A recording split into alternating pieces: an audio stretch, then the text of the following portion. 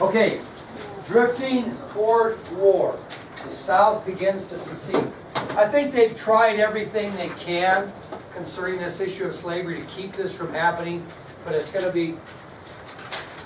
going to happen. Okay? Anybody know the first state to secede from the Union?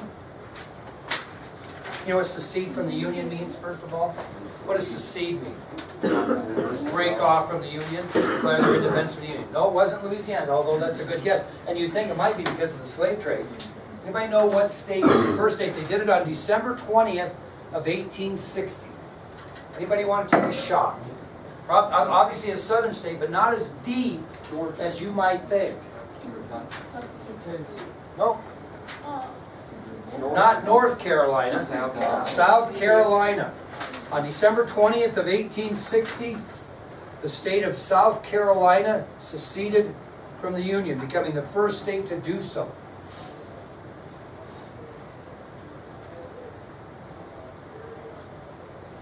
By February 1st of 1861, 6 more states followed suit. So on December 20th of 1860, the state of South Carolina seceded from the Union, and by February 1st of 1861, 6 more states followed. Let's hear them. Let's hear them. Guessing. Sully? Louisiana. Louisiana. Josh?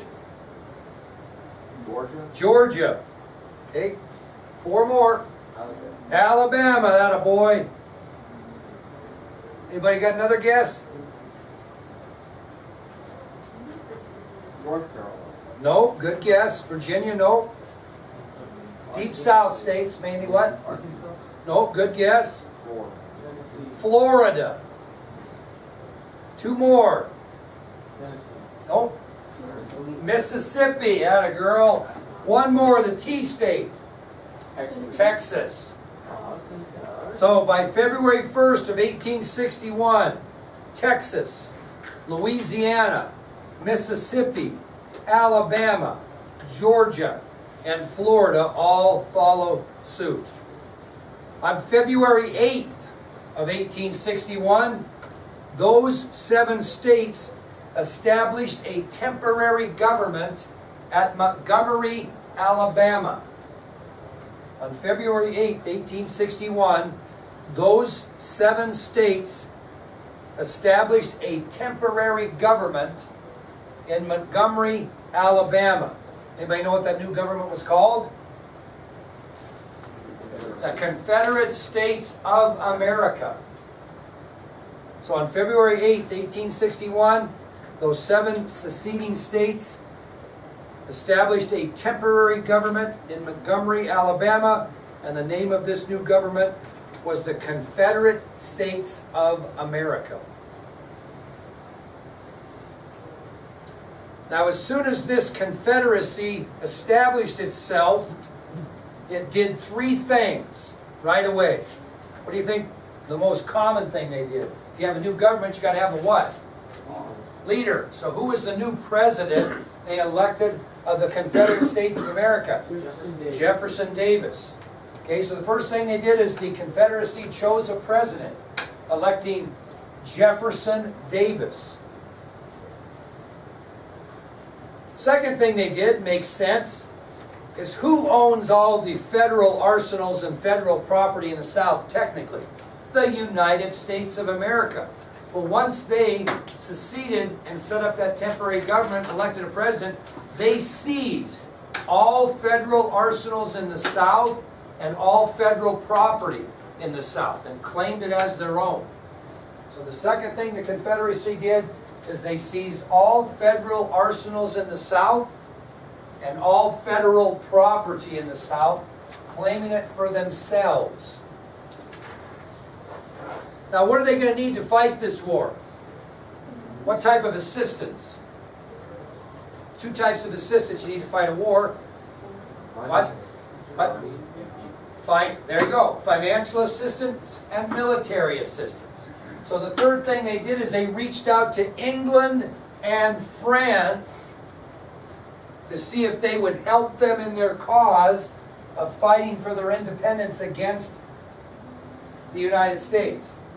So they reached out to both Britain and France to negotiate both financial and military assistance. Now we know there were more than 7 states in the Confederacy, so some are kind of waiting to see what happens. And 4 in particular said they wouldn't leave the Union at that time, but they would leave the Union if the Union did anything against these 7 states that did. Does that make sense?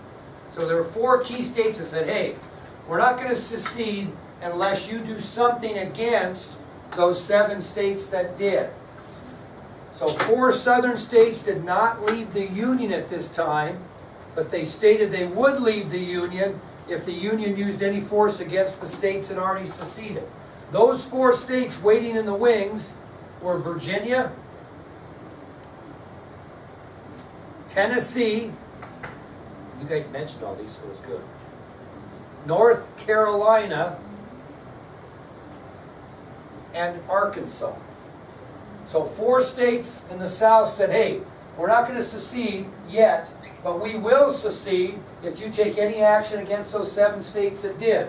And those 4 states that did not leave the Union but said they might, depending on what the Union's actions were against those that seceded, were Virginia, Tennessee, North Carolina, and Arkansas. So who's going to inherit this problem? First of all, who's going to ignore this problem until he gets out of office? James Buchanan. So whose problem is secession going to be? Abraham Lincoln, who just got elected president. He's going to inherit this problem. Now,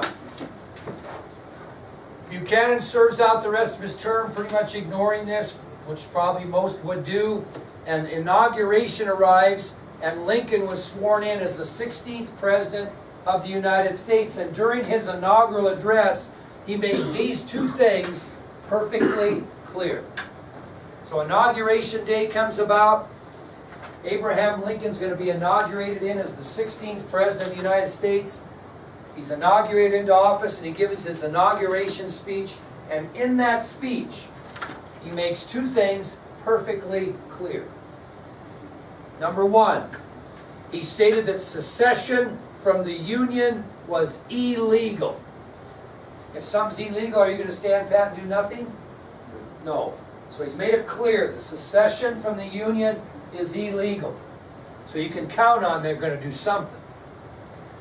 He also stated that federal property in the South, including federal arsenals, would be held by the federal government and protected. In other words, he said, we will not allow the South to seize arsenals there, nor will they be allowed to seize federal property because it doesn't belong to them. It belongs to the government, the Union. So he made it really clear that secession from the Union would be illegal, and that all that federal property, including those federal arsenals in the South, would be protected by the North, and they would not allow the South to take them. So what are we brewing up here for, kiddos? A war. Yeah, we are. Okay, that'll take us to our last subtopic before our test, which was the fall of Fort Sumter. Fall of Fort Sumter. Probably have learned this since 3rd grade. The fall of Fort Sumter.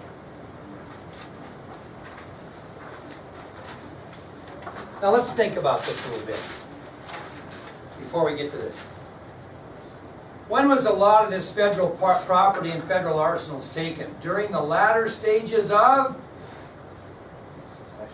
No. Who sat and did nothing about this? Yeah, during the latter stages of James Buchanan's administration, a lot of federal property and arsenals were seized.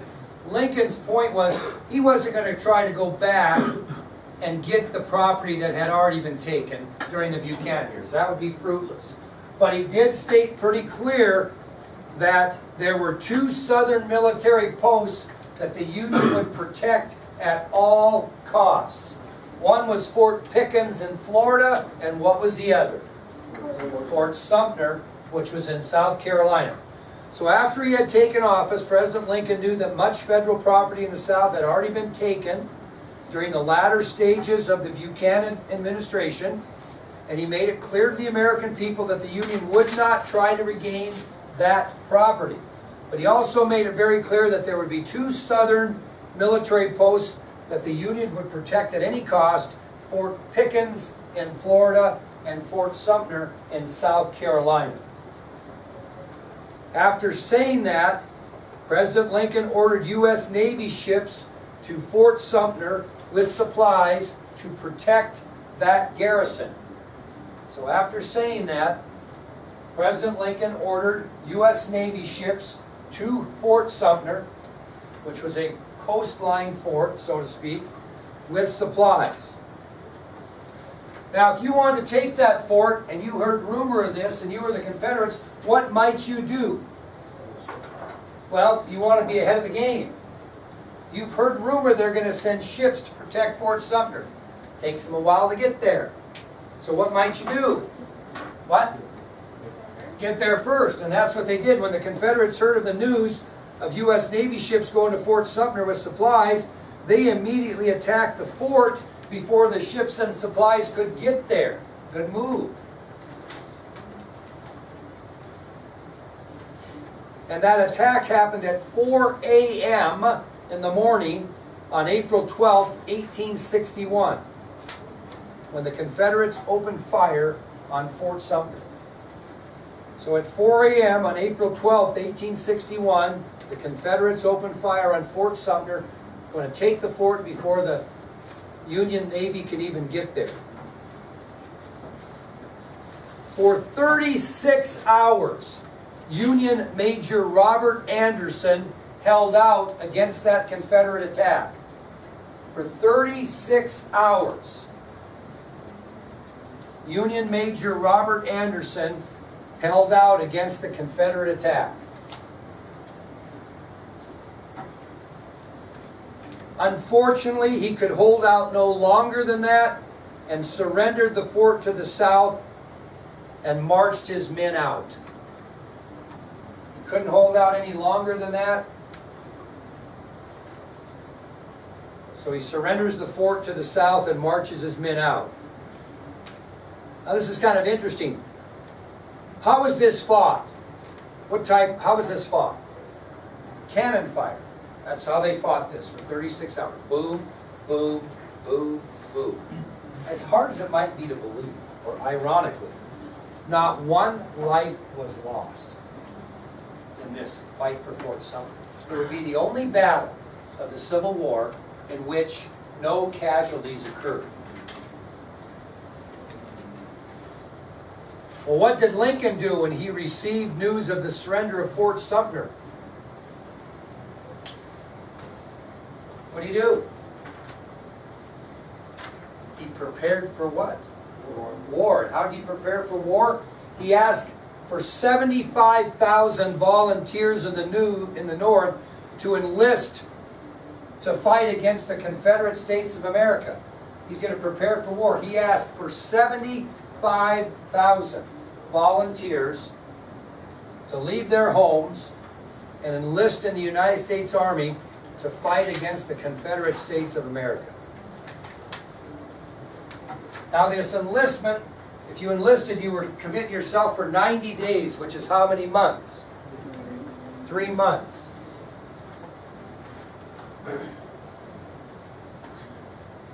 And he had so many people volunteer that he had to turn people away. You think you'd see that today? If President Trump asked for 75,000 volunteers, it'd be a little different. So Lincoln asked for 75,000 volunteers to enlist in the United States Army to fight against the Confederate States of America. It was a 90-day tour of duty, and so many men volunteered, thousands were turned away. Well, once he got these people to volunteer, what did he do next? Once he got them to volunteer, he asked Congress to do something. What did he ask them to do? Because they're the only one that can do this. He asked Congress to declare war upon the Confederate States of America. So once Lincoln had the necessary troops to fight against the South, He asked Congress for a formal declaration of war. They complied with this request, and war was declared by the Union upon the South. We have a civil war brewing. Imagine that today. That all the states east of the Mississippi all of a sudden went to war with all the states west of Mississippi, and we were in a war killing our relatives who lived back in Pennsylvania. Now, what happened to Arkansas, Tennessee, North Carolina, and Virginia once war was declared? They seceded. But Virginia seceded in kind of an interesting way. The western part of Virginia opposed secession for the Union, so they split off and formed a brand new state known as West Virginia. So at the time, Virginia looked like this. But after the secession of Virginia, the western part right here did not want to secede from the Union, and they actually split off and formed their own state, which we know today as West Virginia. How many people knew that? Geez, when you go home tonight and your parents say, "Did you learn anything today?" You go, "Hey, you wouldn't believe what happened in Virginia." So how many states consist of the Confederate States of America? 11. And they moved the capital from Montgomery, Alabama to, anybody know? On Richmond, Virginia. Now, if you look at Richmond, Virginia, it's pretty close to what? To Maryland. What's it pretty close to? Washington, D.C. So these two capitals are just going to be very close together, which is kind of weird, but that's what they did. So once war was declared on by the Union against the Confederates, you had 11 Confederate States of America, and they moved the capital city to Richmond, Virginia. Ladies and gentlemen, Civil War has begun in the United States. Now, here's a good one for you. We're going to have a test tomorrow, and I'm not going to give you a review. Why? Because I don't like you? It's going to be open notes. So, you guys have to be prepared. It's going to be a lot of multiple choice questions. Okay? And I think we'll see. Now, why in the world would I give you an open note test? Because I'm a nice guy, which I am? No. Why? See how good your notes are. Now, we have a philosophy here that we want good notes because we want you to be able to take this as a resource to college.